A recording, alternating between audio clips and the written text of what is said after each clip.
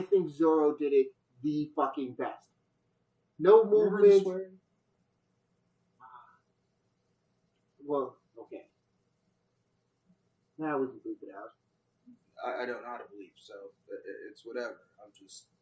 I know it. I gotta keep it in there.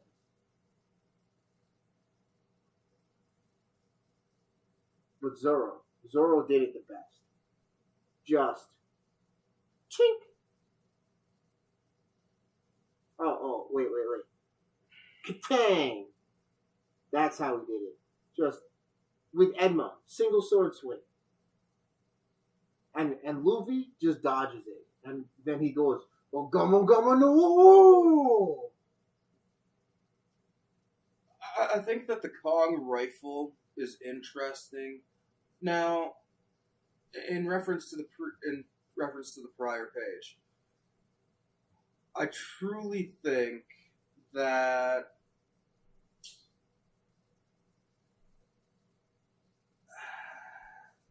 the way that Zoro's being handled might be a bit much.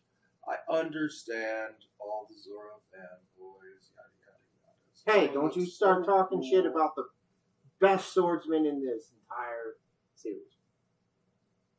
Yeah, Mihawk doesn't exist. Hey, they haven't fought since East Blue, so Zoro could very well be stronger now. No. He could be. During the time skip, Mihawk didn't even train him. He trained with Mihawk's baboons. He just fought them. Yeah, but that's how he trained. Well, no, he had him fight the baboon that used Mihawk's swordplay.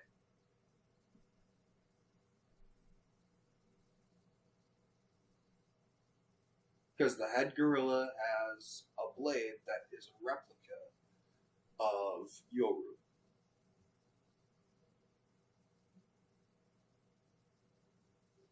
And Mihawk even states that this one is on a completely different level than the rest.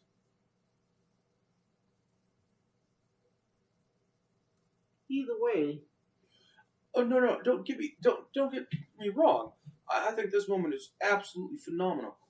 However, for those of you wondering, we have black cats out there messing around, getting into all sorts of trouble. So you're gonna hear some scratching, maybe a couple of meows. Apologize. Is what it is. So,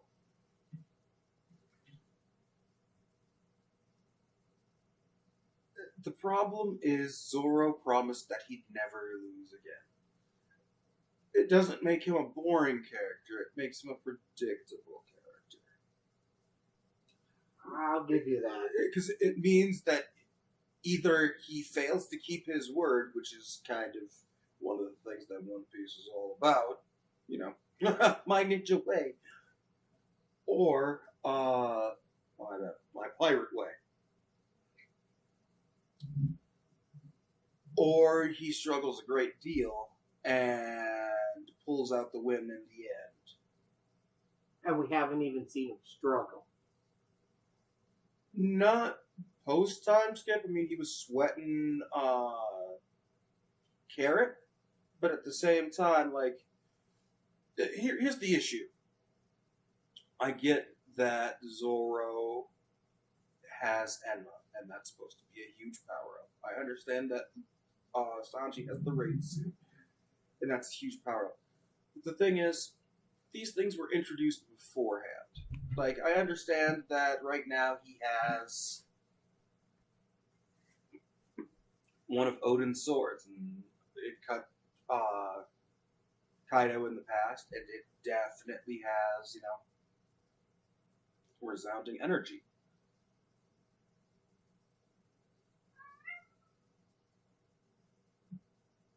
But just changing the sword takes Zoro from what was essentially underling level to Yonko level. Because later on there's an attack, and we'll talk about. We'll definitely talk about that. But essentially, to jump that much. I mean, Luffy was already on the way. I mean, he already had the 3 different types. He was already going against the Yonko. You saw it coming. There was the build-up for that. Zoro has always wanted to fight stronger people, but typically he sticks to swordsmen. And the thing is, he hasn't had any strong swordsmen to fight. So, if you go, like, the last time was Fujitora on Dressrosa. And at that point in time, Zoro cut a mountain man in half and then in half again. Like,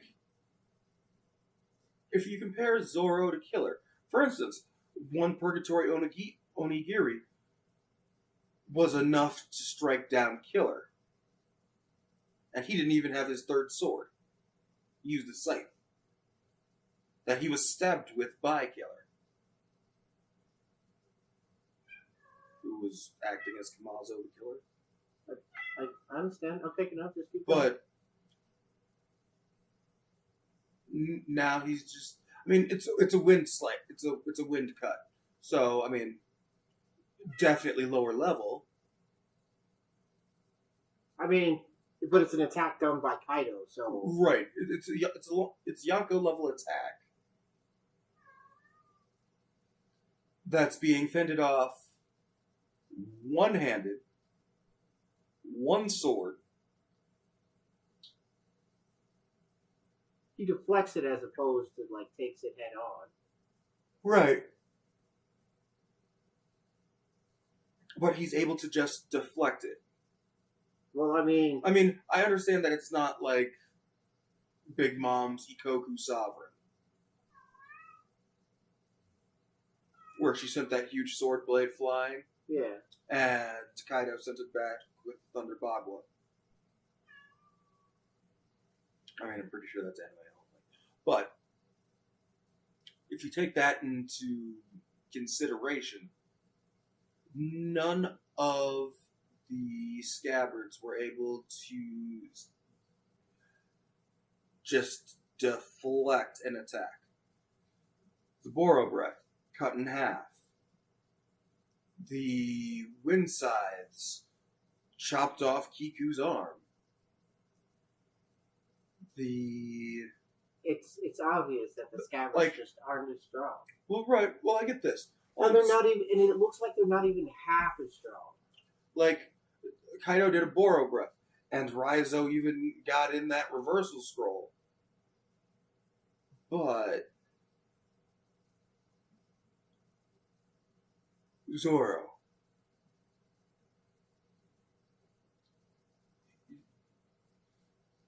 Like, what becomes of Zoro? He becomes a master swordsman. Well, no, I get that. I'm just saying, like, okay, I'd say right now Based he's on the- number 2. I get this. I'm saying based on the formula of, like, how One Piece runs, with its 3-fight style. The first fight ended up with Kid and Luffy being captured. One-shotted. Well, we don't know about Kid. Yeah, but we know Luffy got one-shotted. In max form, one-shotted. Right. Gear 4, one-shot. So, say Kid and Law are fodder. Killer's fodder. If that's truly what happens, then that leaves Luffy and Zoro taking on Big Mom. Like, and Kaido. As one of the reviewers stated it, beforehand. It was one of the comments from Joy Boy Theories. But essentially, to have the victory over Kaido, Luffy would need to do the 1v1. Oh, this is a 2v. 2v4. Right. I doubt it'll drop. So, I mean, like, everybody's kind of, like, shoved off Big Mom, and that's cool. But that leaves her wide open and fresh. Yeah, but I mean, she's been used and abused this entire build up. No. You can say used and abused, but they arm flower rolled her out of the out of Onigashima. She Fell off a waterfall. Well, yeah, but that was a concussion that she recovered from, and then became allies with Kaido. If you're saying that she has not recovered, no, what I'm in like the 1 week span that they had before while they were training, that's just no. I'm not saying she hasn't recovered. It's just that I'm not. When I say used and abused, I don't mean physically. I mean mentally. Like they've just been beating on Big Mom this entire arc.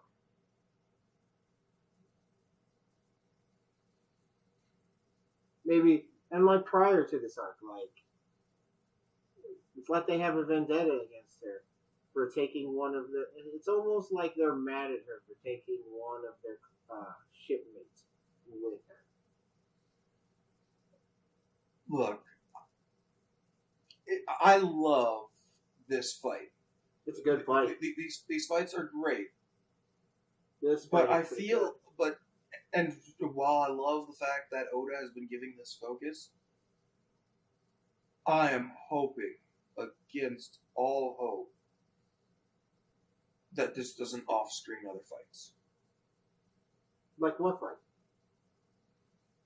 The whole reason that Luffy made it to floor 5 is because Jinbei stayed down on floor 4 with Who's Who was the Sabretooth. Oh, so you want to see the Jinbei fight? Sanji essentially will lose to Black Maria because he refuses to hit a woman. Yeah. You've got Nico Robin on what is the ground floor. You've got Frankie fighting Sasuke. So you're saying pretty much half the Straw Hats are out there fighting, and you don't want the big fight with Kaido to undermine their development. I mean, one this of the is things the that, important fight. This is an important fight. But the thing is, one of the things that made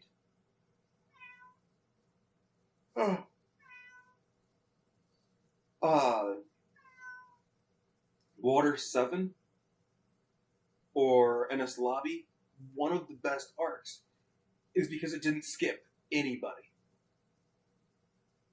Chopper got character development in the form of Monster Point and Rumble Balls. He chose losing his sanity so that he could fight for his friends. Even though he knew he could be potentially in danger, he still took that third Rumble Ball. Because saving Robin was that important.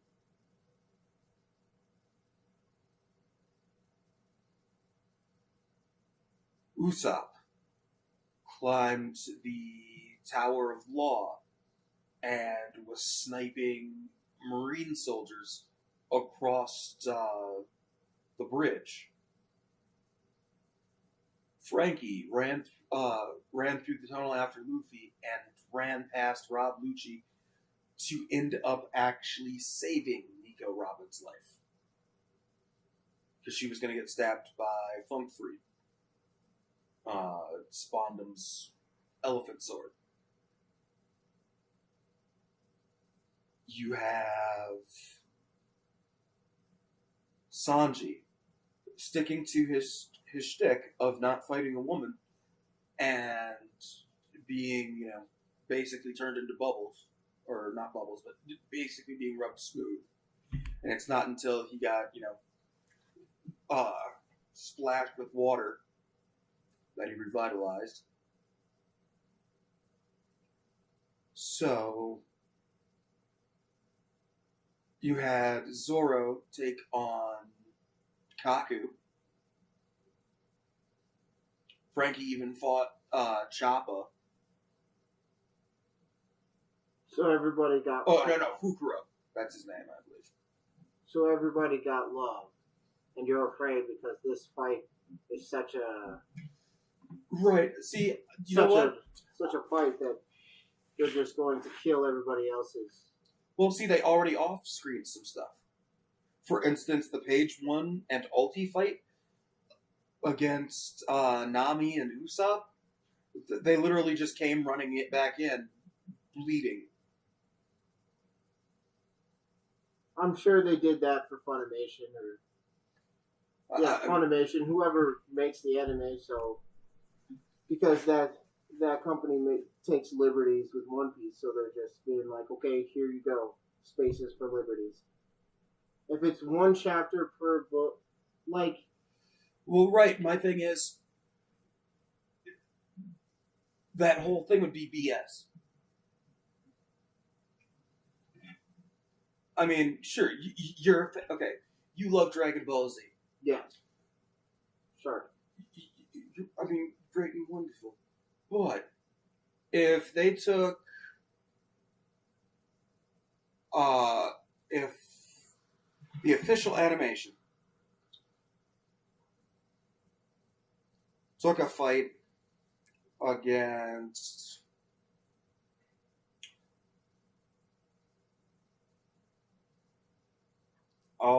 we'll say a full-fledged fight between Goku and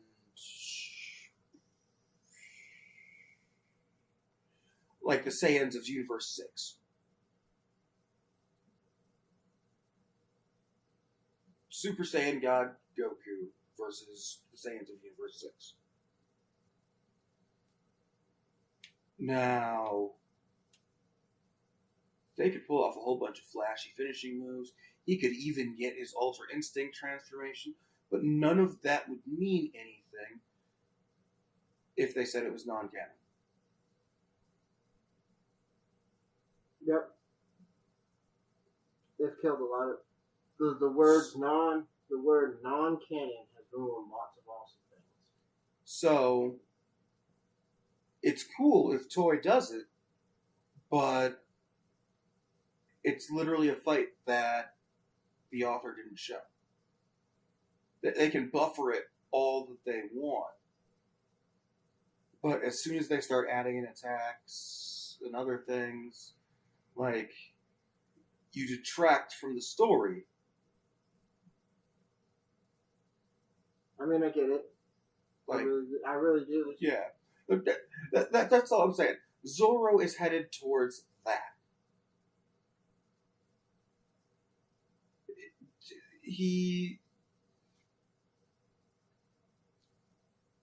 Because he doesn't get growth. Like, he has his moments where he goes, maybe if I do this, I'll be stronger.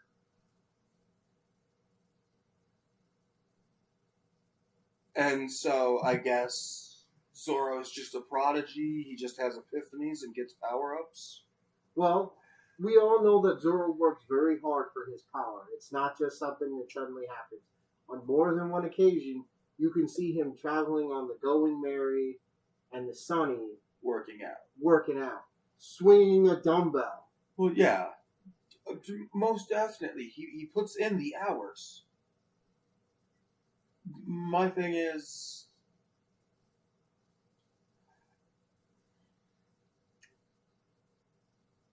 like I said, it's not like a Thunder Bagua, but it makes me concerned about what a physical clash with Kaido will be with Zoro. It's going to be interesting. Like, I want him to do big things, but at the same time,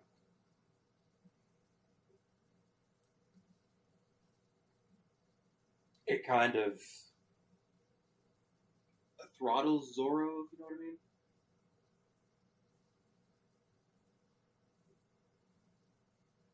Because basically he has to be saved until, the attack is worth it. Because if anybody could kill Kaido or beat Kaido, is the strongest. No. He's the strongest candidate. No. Yes. No. Absolutely not. He's a swordsman. And we know for a fact swordsmen can hurt his heart. Uh-huh. He's wielding one of the swords that can do it. Uh-huh. And based on these two panels, Kid just tanks the hit. But that's just because of his mech suit. But Zoro uses the least amount of energy out of everybody to deal with the attack. Once again, it's a wind blade. Well, that's fair. My thing is, Zoro has not taken it. Like, the other thing is, Zoro's clean. If you go forward.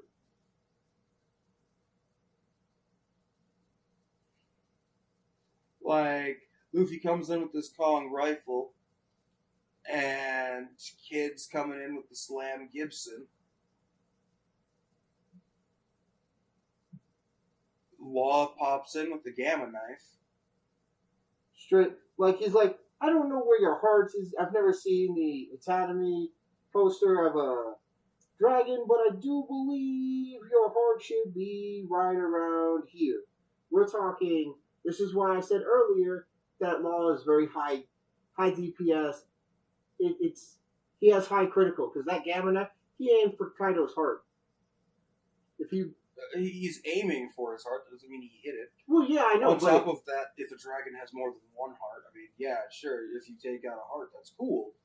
But if he has more than one, each heart you take is one less as well. Because every heart that your body has, your body needs. So taking it out will slow you down. That depends. I mean, this is anime, so I mean, if you remember Kakuzu. Yeah, I know it. Like, you only needed one to function, but you can have multiple. But if you continue.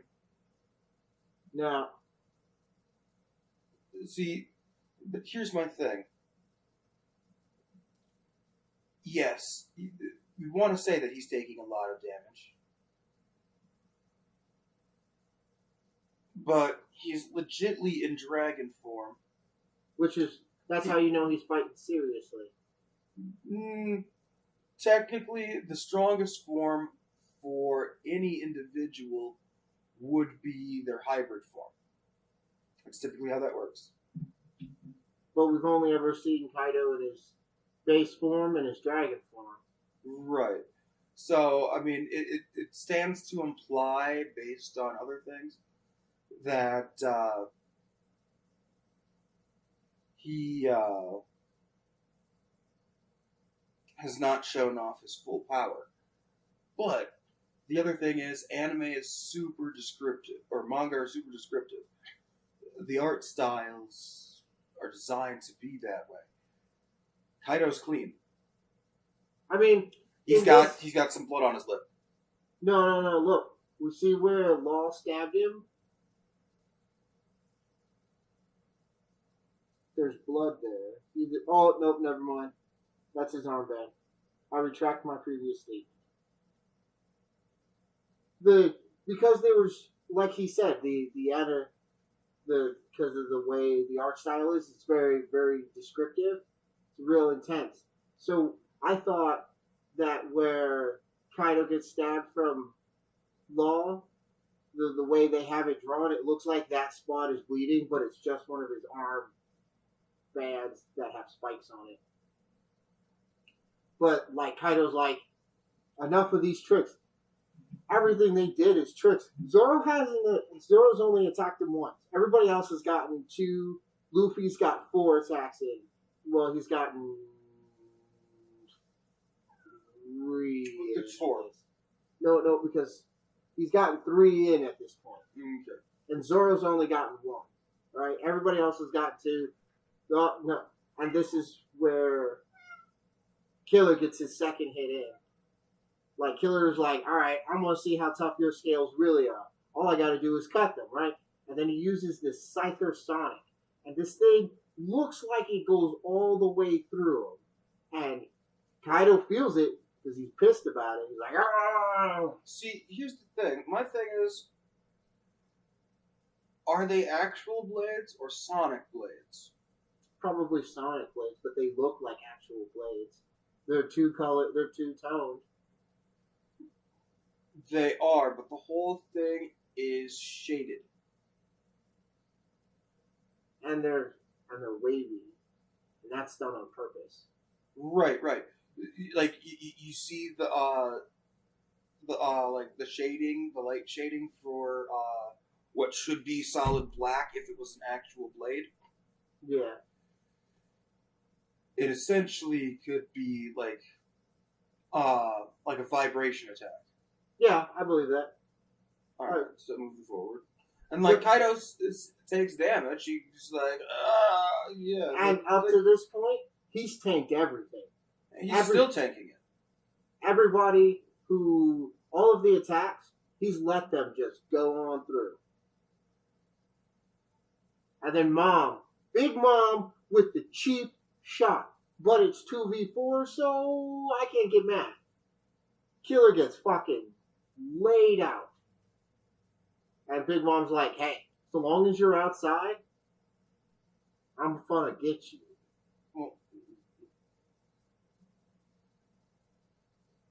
Oh, no. This is Luffy's third attack. Rhino Schneider. No. This is his fourth attack. Rhino Schneider. So I was right. Even Kaido's like, they're more vexing than I thought. Like, he's actually having to put up work. And then,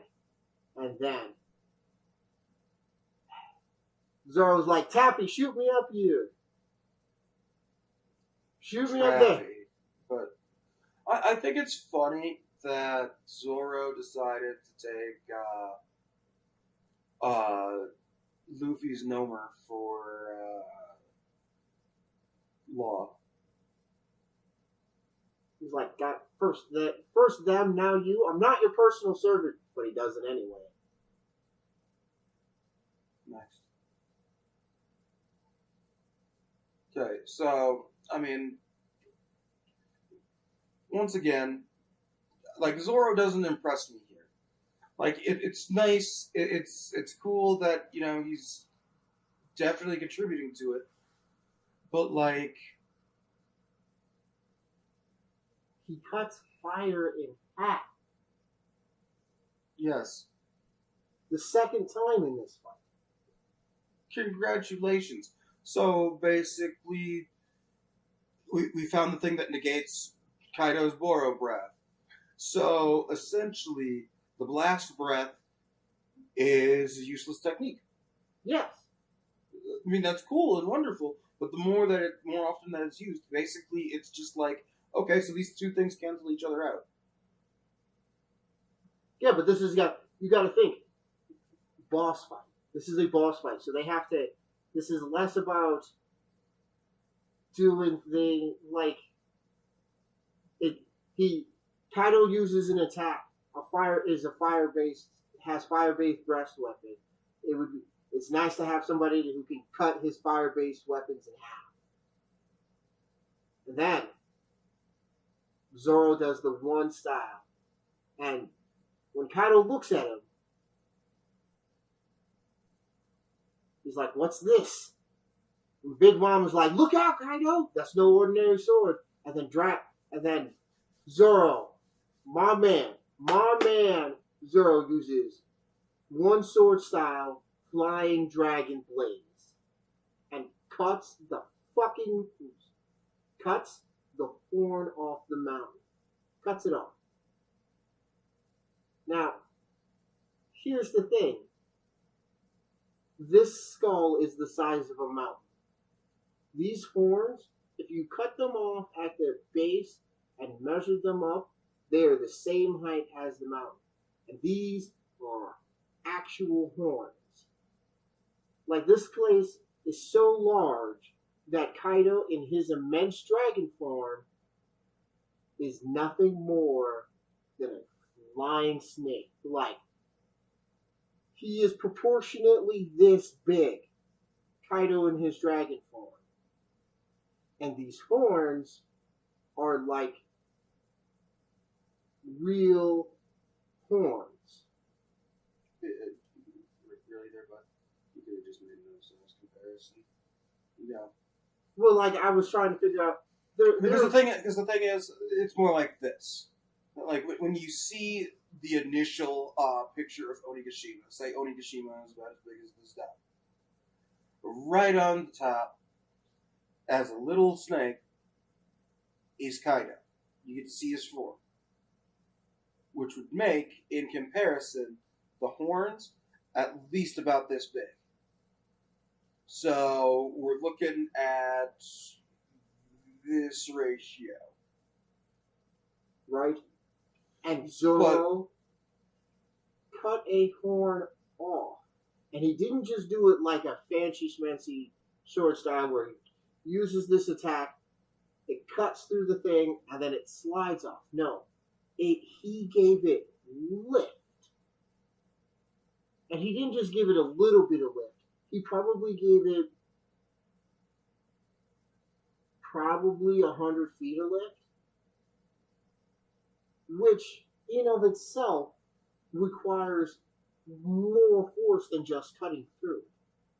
Because you also have to give the upward lift off of the horn to Zoro for his attack. Because his attack did that. Yes, I get this. But also, like, I get that a lot of people, like I said, I'm a Zoro fanboy myself, that stated, all of this is for naught. Because he missed. No, it's not even just because he missed. The horn is an inanimate object. It has no haki, no will of its own. And it's also been on a winter island. It's literally the top of a mountain.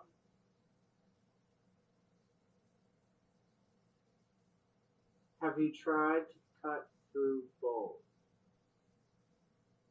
Because those horns aren't just...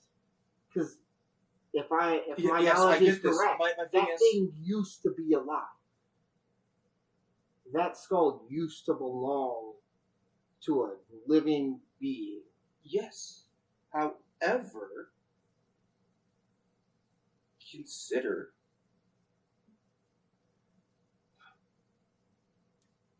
the size of Pika. Pika himself was a mountain.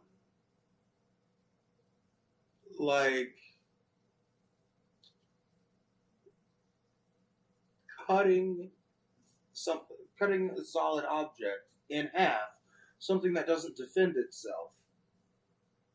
Yes, it's a feat, most definitely. I acknowledge that right here, right now.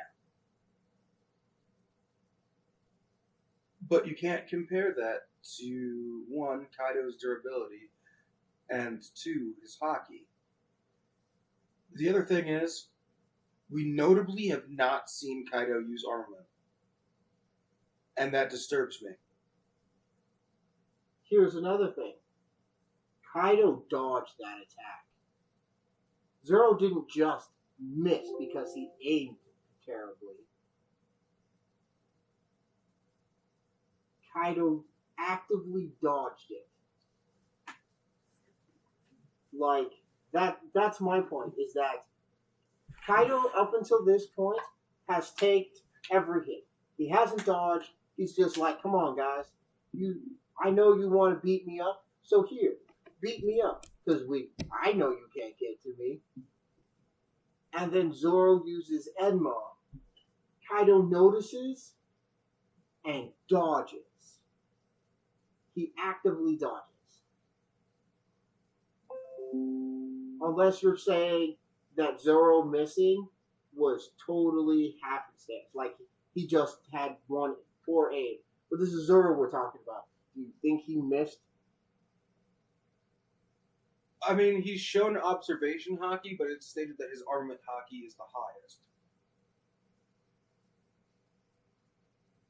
or where his proficiency lies. Well, yeah, Enma.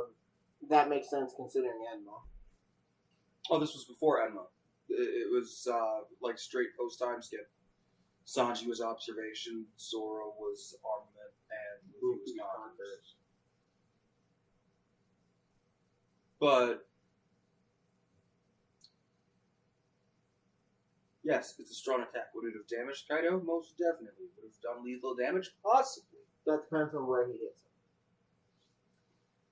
It also depends upon whether or not it would dissipate. We haven't seen what happens. We haven't seen an attack actually cause like lasting damage. Except for the one made by Odin. But in this fight, no. Right. Like, it's not that I'm saying that Zoro doesn't have, potentially the best shot. But the thing is, if Zoro can take down Kaido, I mean, yeah, I guess that's well and good and all, and that would definitely push him towards being able to fight Mihawk. I just don't want the pace of the story to be rushed, because this is what, because Oda just feels the need to get it done and over with. Well, he's been at it for 20 years. I get this. I do. But at the same time, I've also made that 20-year investment. I mean, think about how many times I've rewatched this series. I've definitely put in the time and the effort. All I'm saying is Zoro needs difficulty. Zoro needs to be taken down a peg. But not in such a way that he loses. But the thing is, Zoro has gone into almost every fight damaged. So it's cool to see that this is the first fight that he's gone into, where he's not all messed up.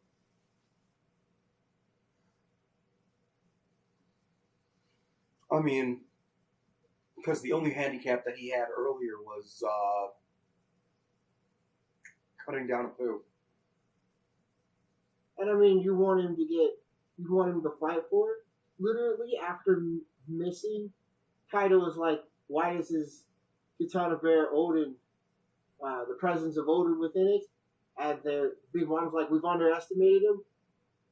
Zoro's like, damn it, I missed. And then Big Mom strikes him with a lightning bolt while he's midair. No dodge. Hits him straight up. So after using this attack and possibly running down... Everybody gets hit by lightning in this chapter. Oh, yeah. And Luffy's the only... Yeah, I know. But Luffy's the only one who doesn't take anything for it. And that's just the nature of his... But then body. Luffy charges straight into the fucking Boro Breath. Yeah, God of Lightning Tenjin. She strikes them all. Damn it, what is she, a natural disaster? I mean, I definitely love the respect that's being given to Big Mom right now. Because, it definitely gives her status. Because after everything that we've seen from Big Mom,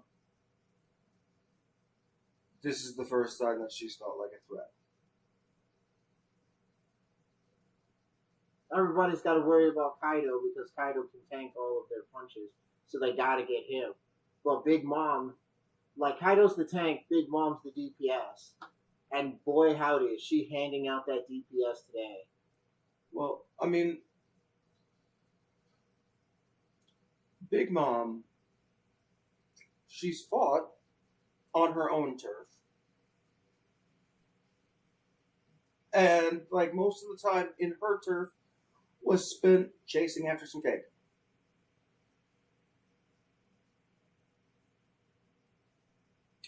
I also want to see it come to fruition that Perospero gets his comeuppance. Speaking of which, in that Perospero aspect, Wanda and Carrot have intercepted Paraspero. Ooh. So that fight is also sitting on the back burner. Like, all I'm saying is, this is a war, and you don't. And I want it to at least be as good as Marineford. That was a good fight. I like that fight. Like, Marineford, yes, it had a lot of stuff going on, but it was handled beautifully, and I just want to see that level of work from Oda again. This is without a doubt one of the best section of chapters. This fight, it's got a lot of lead up, a lot of build up. Like, well, that's because almost the whole post time skip has been leading up to this fight. Exactly, and so far, in my opinion, these chapters can't drop soon enough because this fight it's hitting all the marks for me. But we're still in phase 1 of the fight. Everybody's still testing everybody else. Zoro was like, here, let me test this attack with Enma. And, like, in the previous chapter, Zoro's like, I gotta release more of Enma's power. So, like, everybody's still trying to feel each other out in this fight before they start. I mean, yes, everybody's swinging, like, they're all hitting really hard, but everybody's like, we're still in this phase of the fight where everybody's like trying to figure out what we can and cannot do. And Big Mom's just flying around this motherfucker and be like, you get a lightning bolt. You get a lightning bolt. You get a lightning bolt. Everybody gets a lightning bolt. Don't you dare disrespect Oprah like that. Hey, I'm just saying, Big Mom is handing out lightning bolts like Oprah hands out everything. But and I mean, we all know what happens when you struck Luffy with lightning. Well, yeah. Nothing. That's what happens. He's just standing there, boing, boing. She's like, why doesn't it work on you? He's like, I'm rubber. Duh. So, and then he's like, Rrr. And then Kaido's like, hold up, let me talk to you for a minute. Ghost Rathum. Well, yeah, I mean, Kaido came in with her last breath. I mean, it's kind of nice that Oda paid homage to the over the top. As you saw in the King of Lightning video that we watched,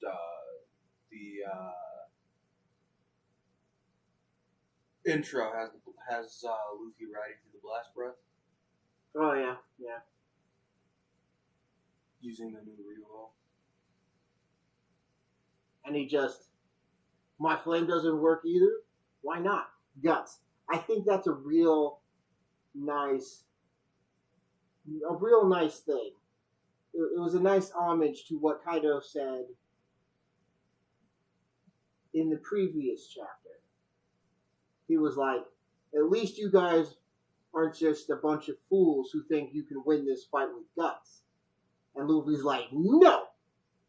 I am going to win this fight. And Guts is going to have a hand in it. I'm going to take your attacks because I'm gutsy. See, here's my thing. Like, if this attack doesn't do damage, Luffy's not there yet. Well, I mean, his next attack is Kongato. No.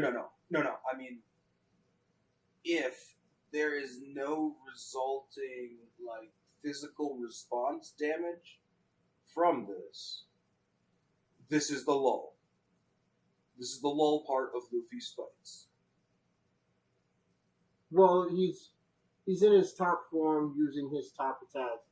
But, I mean, we all know now Luffy's attacks deal damage. The very first punch was proof of that. Exactly. How many hits Is Kaido going to tank and not show anything? I mean, even in this aspect of things,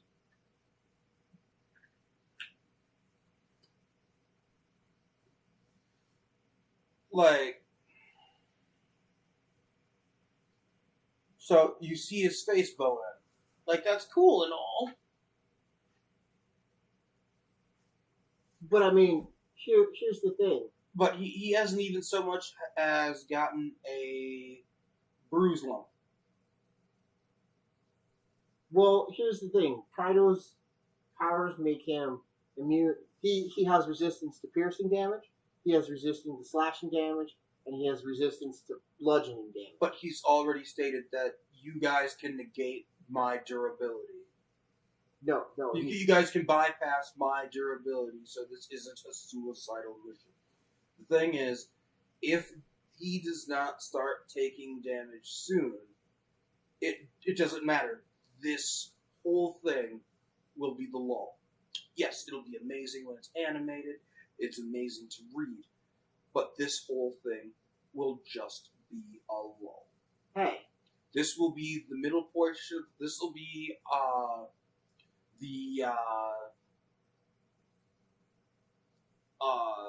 dehydration from Alabasta. Oh, I get it. Like, it's not that this is going to end the fight. It just means that he hasn't had the, I will say, epiphany of how to use his Ryuo properly to reach that true next level. Because the other thing is, Gear 4 has a time limit. So, all of this is mere minutes, seconds. Well, yeah, all the... Like, yeah, sure, he kept on going in and out of Gear 4 with Katakuri. But even during the Katakuri fight, he had to leave for the 10 minutes to regain his haki. Yeah, but how long ago was Katakuri? The previous arc. Oh, so that was literally his last boss fight. Yeah, like, Katakuri was Whole Cake Island. Well, not Whole Cake Island, it was Mirror World, but yeah. The Miro world. Copyright infringement because the word mirror is copyrighted. But what I'm saying is, even if he doesn't take damage from this attack, he's still getting affected by the attack. Like, yeah, you're right. He caves his face in. But even if it doesn't, like, show immense damage, I mean, my flesh will still move in if a toddler hits me, but if that toddler hits me 400 times, I'm less likely to, like, not be damaged by it. True. But that's what I'm saying. Like, there's no bruise, there's no nothing. Like, he is in dragon form. Like, if you see Luffy's face, you see the, like... Scorch marks. Right. So, for instance, if you remember the red rope that Luffy delivered, like, 2-3 chapters ago? It was 2 chapters, because it was done on 2... It was 1,000. Yeah. This fight started on 1K. So, even with the red rope, you see some of the, like, physical dirt damage on Kaido's face. We haven't gotten anything of that nature since, outside of the little bit of blood on his lip. Well, I mean, again, he's in dragon form, full dragon form, so it's harder to leave damage, and it's harder for damage to stay because of his scales. That's sure. But this is the last page of the chapter. It is. Luffy coming in with the Kong gathering. So leave likes, comments, and subscribe. But put down your in the comments below how you think this fight will go out.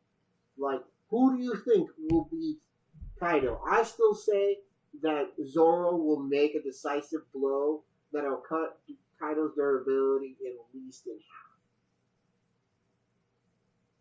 half. I'm saying Zoro will be the first one to leave a lasting impression on Kaido's body.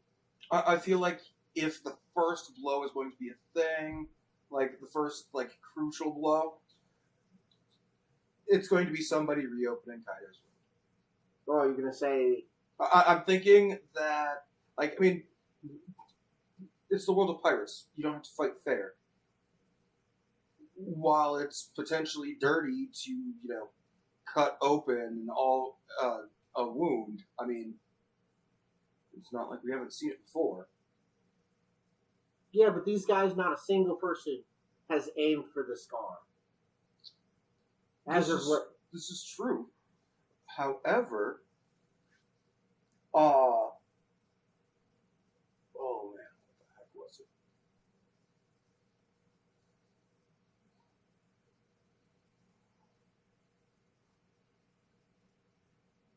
Back in Buggy's arc, I forget the cyclist. Because Momiji was the lion tamer, I believe. Oh, I know who you're talking about. He kept on kicking at Zoro's wound. And so Zoro just cut it open. Opening wounds has been a huge aspect of One Piece. They ripped off Zoro's bandages at Arlong Park. They the whole being on the brink of death thing it's One Piece. I mean, how many times did Zoro almost die? Twice, in my account. Twice? Where and where? Mihawk, because if Mihawk wanted to kill him, he could have. Yes. And then Zoro's most badass moment. The biggest flex Zoro has ever done. That's not the only one, Jack.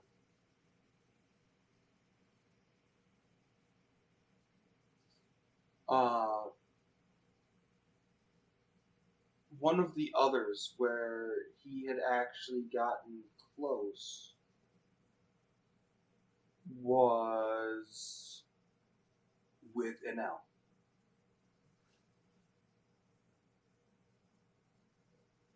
He was sickened by the fact that Enel could strike a woman. Zoro don't care. He's an equal opportunist. I'll slice your face off. No, he takes sympathy on women. Sort of. Yes, he does. Sort of. No. Absolutely. If she's a swordsman, he comes Absolutely not.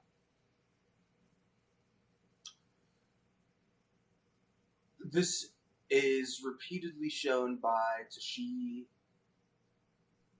and in the special case, the instance that I will bring up, Tashigi and Monet. So Zoro during Punk Hazard just stands off to the side and lets Tashigi have her fight. And it's not until Monet ends up sinking her icicle teeth into Tashigi's shoulder and actually damaging her that Zoro interferes. And then Monet's like, but I thought you weren't going to fight. Zoro walks up like, have you ever known a wild animal that wouldn't attack? He then uses the Shishi Son Son. Great Dragon Shock.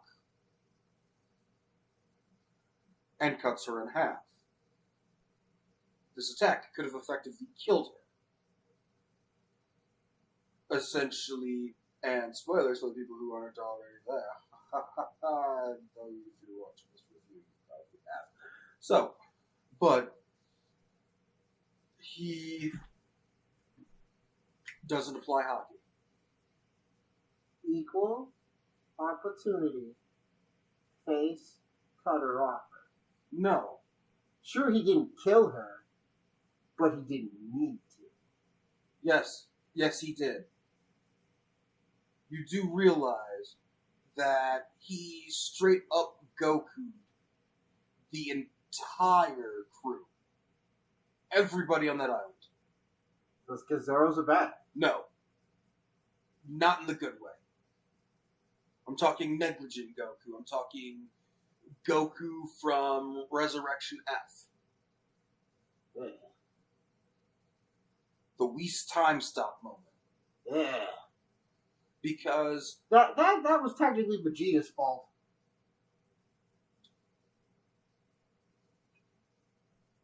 yes, but Goku also had the power to end that fight. They literally played around with that. Yeah. Goku ends up coming in and ending the fight. But during this point, Monet is, bleeding and broken. Now, Caesar gets defeated, Doflamingo has stuff going down, and Monet is legit seconds from pressing the self-destruct button. If it hadn't been for the fact that she wanted to have that conversation with Joker, everybody on the island would have been dead. And if it hadn't been for the fact that Caesar had been given her heart and stabbed it, they'd have blown up that island. I mean, She would have effectively blown up the island, and as great as Luffy is, if the island falls into the sea, Luffy can't swim. Luffy's out and can't swim. An explosion just happened, so now you're even further abandoned from your friends. What if that damages the ship? Now you can't sail. Just for the act of not wanting to kill that woman, he threatened their entire venture after being the person to tell Luffy, hey, this is the new world. You need to have your head on straight. To which Luffy proceeds to go, got it. And then use a ridiculous technique by the name of Gumu Gumu no UFO. Jesus fucking Christ. I don't even want to know what that means. Flying saucer spinning his legs. That's so tough. But I mean, when you have Gumu Gumu no powers, then I mean, anything to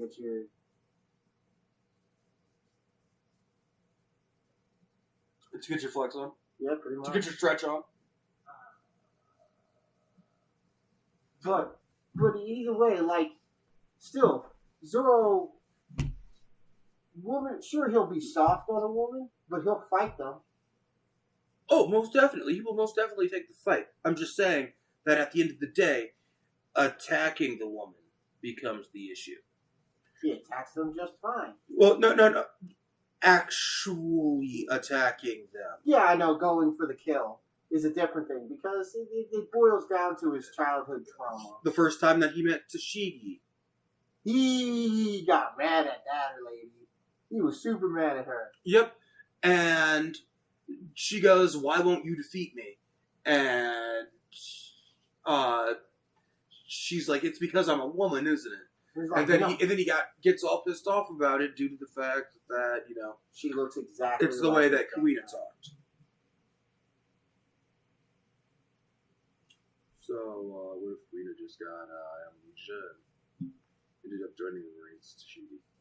See, I'm surprised there isn't more there isn't more fit. Because, like, aren't they supposed to look almost identical? Yeah, but as time went on, especially as they got to Alabasta, the appearances changed. But that will do it for today's review of One Piece. Don't forget to like and subscribe. Post comments in the comment sections below. I still want you. I'm gonna post a thing on Twitter about who you think is going to get the decisive first blow on Kaido. Sure, everybody's got blows on him, but the one that tips the scales. Like, if Zoro's attack had landed, that would have been the attack.